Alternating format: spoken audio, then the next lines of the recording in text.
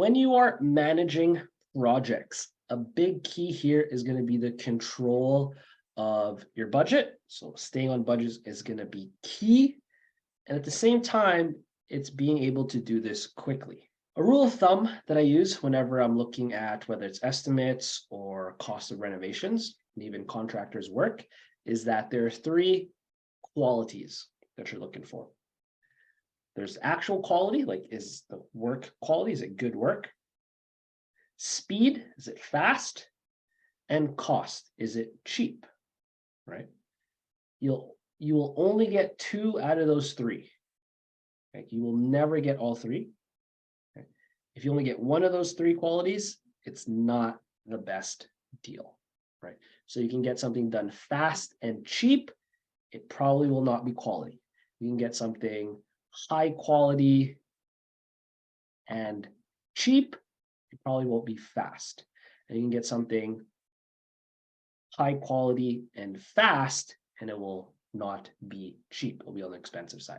So you want to keep that in mind. Okay, you want to really choose which of the two you want and have that in your qualifications when hiring contractors, hiring subcontractors, or doing the work yourself, right?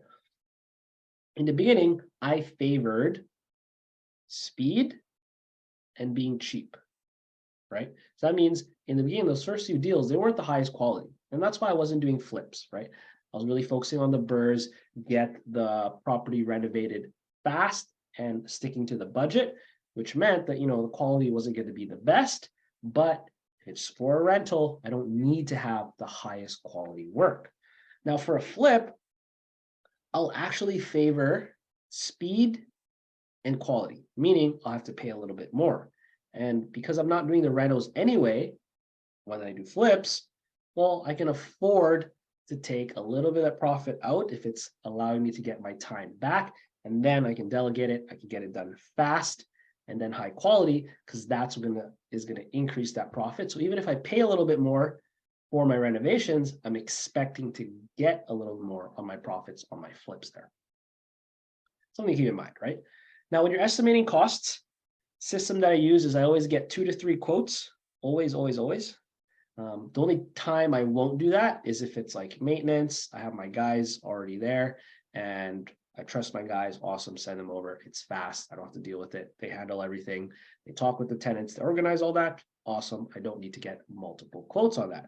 However, for my actual projects, for BRRRRs, for flips, I do want to get 2 to 3 quotes. And this allows me to really figure out, okay, where am I best suited and which contractor or subcontractor do I take? At this, in this video at the end, I'll also send you a cost estimator. I believe I may have already put it into our Inner Circle program in our Facebook group here, but let me check. Because a cost estimator is great. It allows you to quickly analyze deals. Yeah, so there's a rehab planner and estimator in our files there. Great place to start. Now, you want to treat your cost estimator as a living document, okay? And the reason you want to do that is because you want to constantly update this, right? By updating your cost estimator, you will be able to know, okay, how, what the heck is this?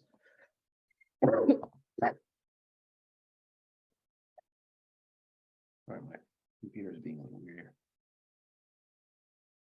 Okay, so by updating that cost estimator, sorry, what that is going to allow us to do is really be able to figure out what are our costs, how do those costs change over time, and then we have updated costs, right? So I sent that cost estimator, let's see here, when was that sent? That was sent in October 2022. So, prices might have changed. You might want to update that if that's the last time you downloaded that. Okay. Now, when it comes to the actual order of your renovations, okay, you do want to follow a certain order of your renovations, or what I call order of operations. What's that process that you're going to actually use, right? Of course, it's demo first, and you want this to be a checklist, right? What's the demo? Once that's done, then you can do framing, right? After framing, you want to focus on your mechanicals while they are exposed. That could be your electrical, your HVAC, your air conditioner, furnace, if you need to do that work there. Then you want to get your inspections done, okay? If you're pulling permits, obviously you do that beforehand, but you want to get your inspections done because the next step is going to be drywalling. You do not want to do inspections after drywalling because what happens, you have to rip it out, right? And then paint, then you get your kitchen done, bathroom, kind of do it at the same time, right? It's two separate rooms. Flooring, then you're finishing. So what's finishing? It's going to be, bead of silicone on all your baseboards, fillers on all the nails of the baseboards, any scuffs that you got to fix and paint over, you get that all done. I like to actually go around with my contractor, and then I'll actually bring a piece of tape, and then I'll start putting those that piece of tape into spots where I know, okay, we got to fix this, right? And that's really what's going to allow us to be able to essentially figure out, hey, what needs to get done, right? Once I do that, that's really going to allow me to double check with my contractor at the end. Okay, did they actually cover these areas? Did they fix anything that, I've had switches that are reversed, okay? Put tape on there, put a little note, switch is reversed, flip it. Okay. Now, after finishing, you do want to go to that second walkthrough. You want to always talk to your contractors about this. A good contractor will actually understand that you do want that walkthrough, because then that is what's going to be able to help you really figure out, okay, how do we know when we're done? It's after that second walkthrough, everything checks off. Awesome, we're good to go. The project is now complete, right? Without this checklist or this process, you can find yourself going everywhere in renovations, okay? You do want to follow this process. I literally have a checklist that I'll print this out: demo, framing, mechanicals, inspection, drywall, paint, kitchen, bath, flooring, and then finishing. It's those 10 steps. So this also gives me a little bit of that dopamine hit, and I know I can track how closer we are to finishing this project. Right? After finishing, final inspection, put tape on anything that needs fixing, and then hopefully a contractor takes care of all that.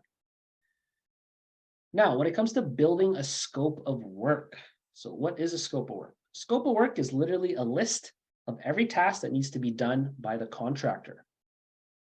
And you really want to start with the end in mind, okay? What's your plan? Who's the tenant? Is it going to be older people, senior citizens? Is it going to be small families? Is it going to be students, right? And you want to match your tenant with your finishing, right? So Coach Vishal, the other coaches in Alliance there, he does luxury burrs, right? Or luxury buy and holds.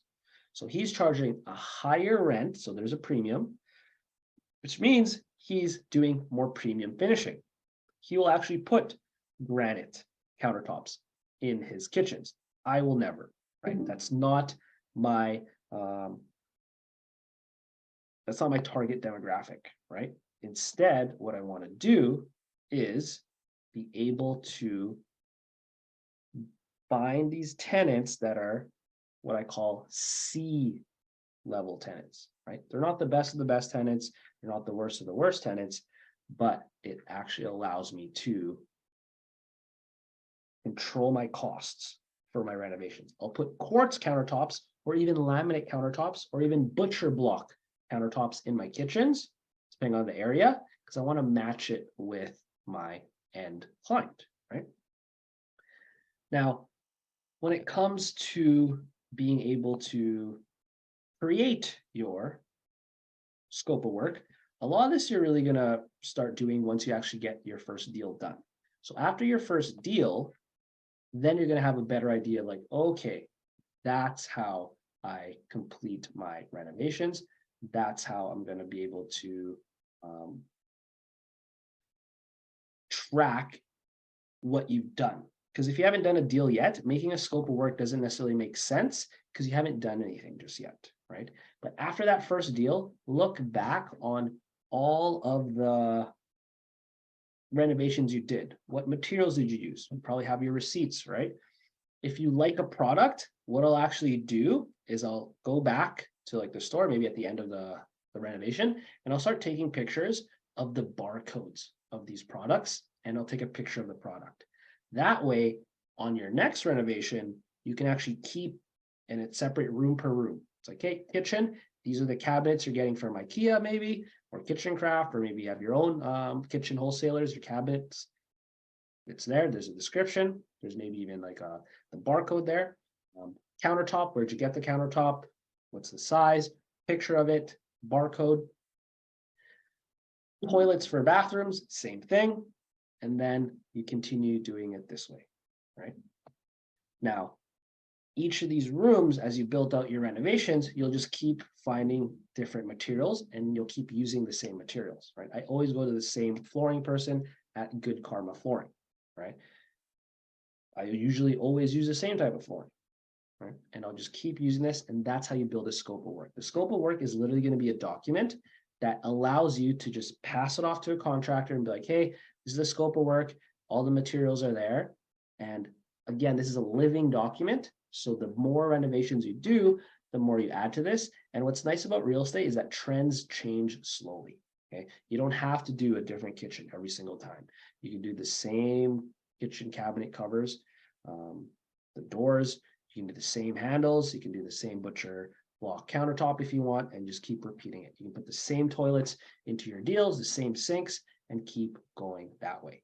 Okay, that's really going to allow you to go fast and far when it comes to your real estate, because now you have it systemized, right? You know exactly what kind of materials you put in, you pass that to your contractor, and then there's two ways you can actually do the pricing as well. You can do you buy it all, or you can have all inclusive. The pro of you buying it all is that you can kind of, price shop, right? The con is that you have to spend your time to buy all your materials, right? Now, when it comes to having the contractor pick up all your materials, awesome, you save on time because you don't have to go out there, especially if you have a good scope of work. They can just shop. Sometimes they can even shop online if you have the barcode and the number there, right? Or they go there, they pick everything up for you. Awesome, it's great. The con is that you're going to pay, your contractor for their time now. So it depends where you want to stand, right? If I want to save money, I'll actually just pick up the stuff, or even just spend a few hours ordering everything online, and then I'll actually try and plan it. Especially for IKEA kitchens, I really try to plan it so that on possession day, I've already been before into that house. I've already done contractor measurements before taking possession, and then right on possession day, I try to organize that my kitchen cabinets arrive right then and there. Okay. Sweet. Now, next part is going to be, you want to pay a down payment on the front end, and you want to hold the same percentage on the back end or until the project is finished. Okay, you want to do a lot of due diligence if you're going to give a 50% deposit on a full project. That's a pretty big deposit. The most I've done is like a 25% deposit, and then it's like payment plans as we go through. So 50% through, I'll give another 25%, 75% through the deal, I'll give another 25%, and at the very end, after the second inspection, the second walkthrough with the contractor, then I will give the rest of the money. Okay, I've seen people get burned where they give 50% up front and then the contractor just vanishes. Okay, some really good contractors, they, especially if the job's smaller, right, they'll actually just take payment at the very end, right? It depends. That's better for you. Hey, do you want to get my free ebook, How to Never Be Broke Again? I've given this out completely for free. So DM me the word ebook, one word, ebook, and I will send you that for free. You guys are awesome, and thanks so much for the continued support. But at the same time, they're running a business too. You do want to make sure that their people get paid, and then there's no delays, right? Now, getting bids is going to be a little bit of a science, right? Why? Because you want to get contractors to compete so that they can earn and feel eager for your business, right? We are in the business of relationships. I don't want a contractor just for one job. I want a contractor for many jobs in the future. Okay? So what you could do is you do an open house style, right? You'll stagger different contractors, 15 to 30 minutes each between appointments. So one comes in 15 minutes after, the next comes in 15 minutes after, the next comes in. So there's that overlap. You want that overlap. And when a contractor comes, you give them a quick synopsis of the project. I want kitchen, bath done. We'll do paint on the inside, not on the outside. No flooring needed. Okay. We give them what we want, why we want that. We want to explain if we're doing the burr, you really want to explain that to them. Preferably, the contractors that you're interviewing have done burrs, so they know the type of finishing they want. The last thing you want is to do a burr, but get charged flipping prices, because now you're going to get overcharged. You're not trying to flip for that project. You're trying to keep this property as a rental after. Let the contractors walk around the house, give them a scope of work. They can add anything that maybe you missed. This is awesome. I love contractors that can think on the fly and see things that I can't, right? They're the professionals when it comes to the construction side. So I really love it when contractors point to things that, like, hey, maybe I missed, right? Then one at a time, you're going to have a negotiation with them. Okay? You want to create your box. What do I mean by that? You want to build a box of like, hey, you want to finish A to Z and then give them a budget. You want to give them a timeline and then ask, hey, what fits in my box? This is beneficial if you're too busy and if it's hard for you to manage everything, right? Because sometimes a contractor, they'll manage everything for you. You don't even have to watch them, right? Those are the very good contractors. Now, sometimes you might have to watch your contractors, especially if they have multiple crews and you want to make sure everything moves smoothly. So when I'm doing multiple deals, so even for you guys, you're probably doing one deal at a time at this level. Some of you guys are already graduated to doing multiple deals at the same time. Once I have project managers and contractors running the show, doing the renovations for me, I will minimum show up to those projects once a week, right? The reason for that is I do want to see the progress, right? I want to see at least they're sticking to the agenda, they're sticking to the schedule. Hey, I want the kitchen done this week. Awesome. If I show up, it's done. Cool. Okay. If it's not done, hey, maybe they got to put in overtime, right? I'm not paying extra for that overtime.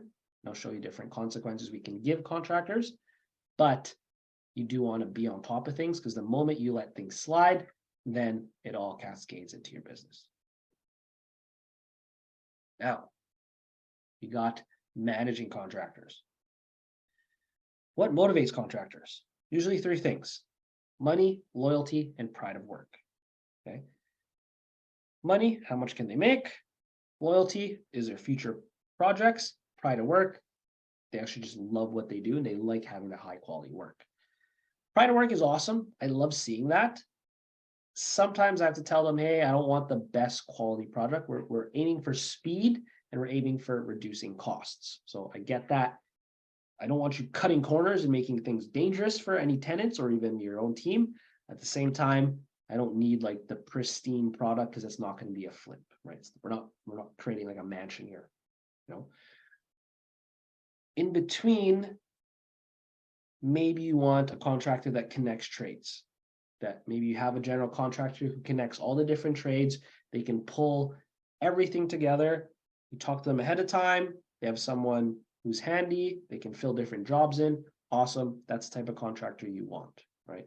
Now, if you're the one managing everything, that becomes your job. You're the one finding the electrician. You're the one finding the plumber. This is how I started. You can save a little bit of money. And it's great to learn that process of like managing people. That being said, it is part of your job and it also takes time from your life, right? So the moment you can afford to delegate these things, I would hire an awesome general contractor, let them deal with it. They're the professional. You can just focus on finding more deals, finding more capital, and increasing your income. There's a concept called not my job. So if it's not delegated to anyone, it becomes your job as an investor. There's almost always things that come up. Okay, so if I agree to pay, let's say 40 grand, I'll pay them 41 and then have that extra 1,000 for undesignated jobs. If they use it, cool, it's already in the budget. If they don't use it, awesome, I just get it back. Okay, but I expect that something's going to come up, and having an extra $1,000 there should at least cover it. If it's something major, then we probably messed up on something on our due diligence, or we weren't paying attention, or it could just be a complete freak accident, right? But I always have in my mind something might not work out perfectly, right? Get a work agreement, right? Get a contract. A good contractor is how I always test good contractors.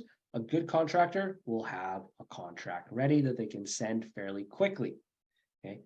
A not so good contractor will delay that because they're probably having to make it fast and then send it to you.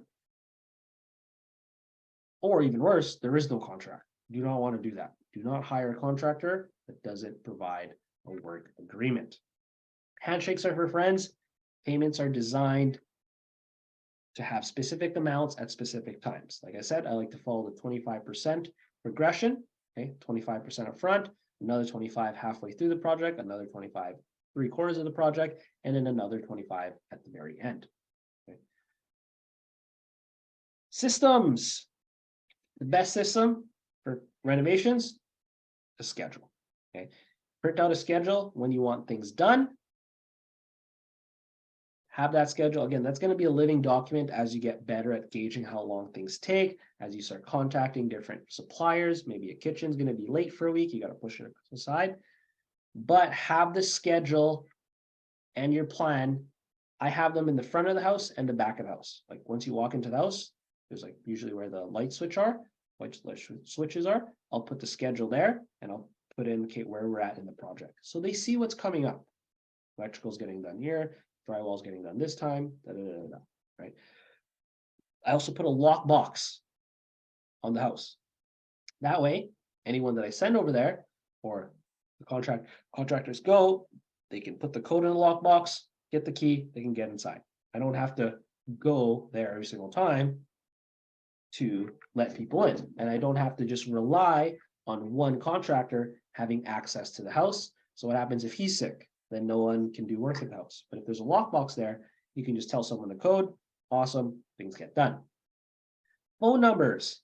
I'll also put phone numbers of everyone on the team on that schedule so that they walk into the house. If my electrician has to call the plumber, or the plumber has to call the general contractor, or a contractor has to call our carpenter, all the numbers are there. It's easy for them. Okay. People like having these systems. People like having a direction and a delivery.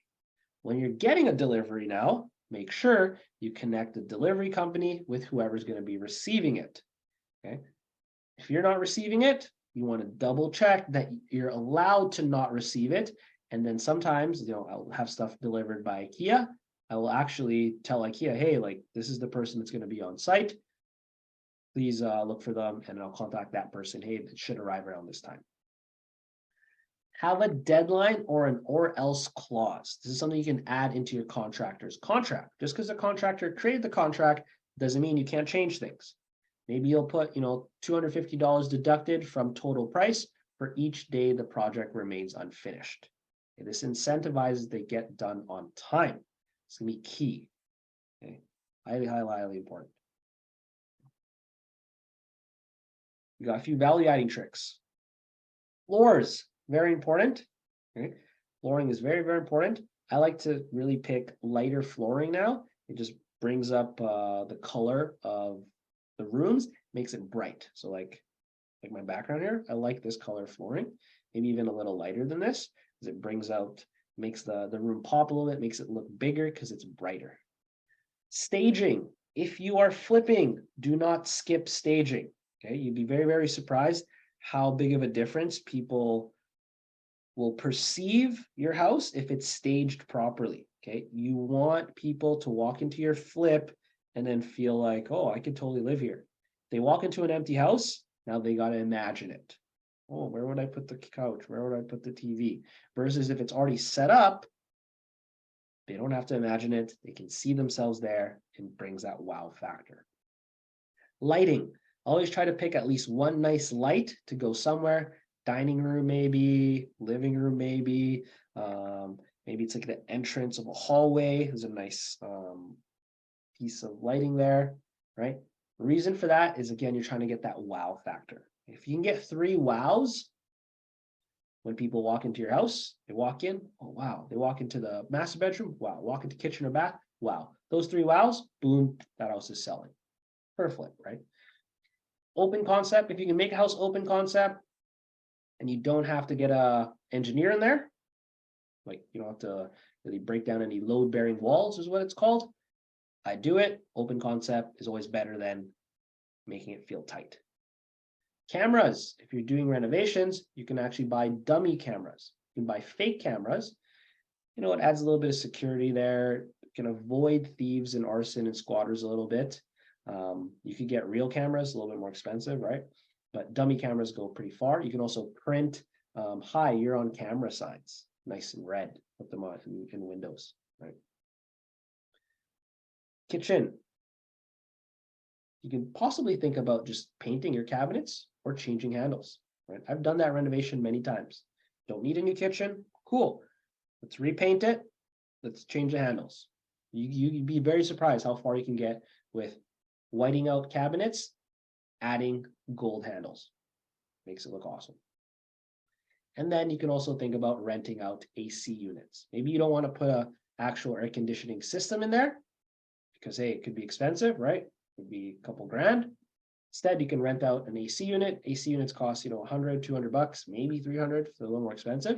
You just rent them out, okay? Put them in the window, get a couple in there. You can turn a house to be something that's a lot more cool in the summer.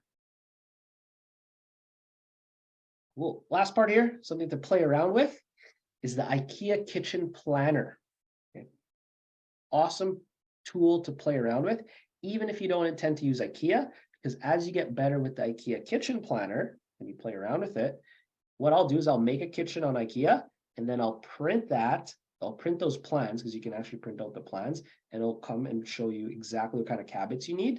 And then I'll pass that to my actual kitchen people. Now they don't have to design a kitchen. I've already designed a kitchen for them and save them some money that way, right? Then when it comes to colors and ideas, we want to be pretty consistent, right? Be able to have the similar colors for all your rentals.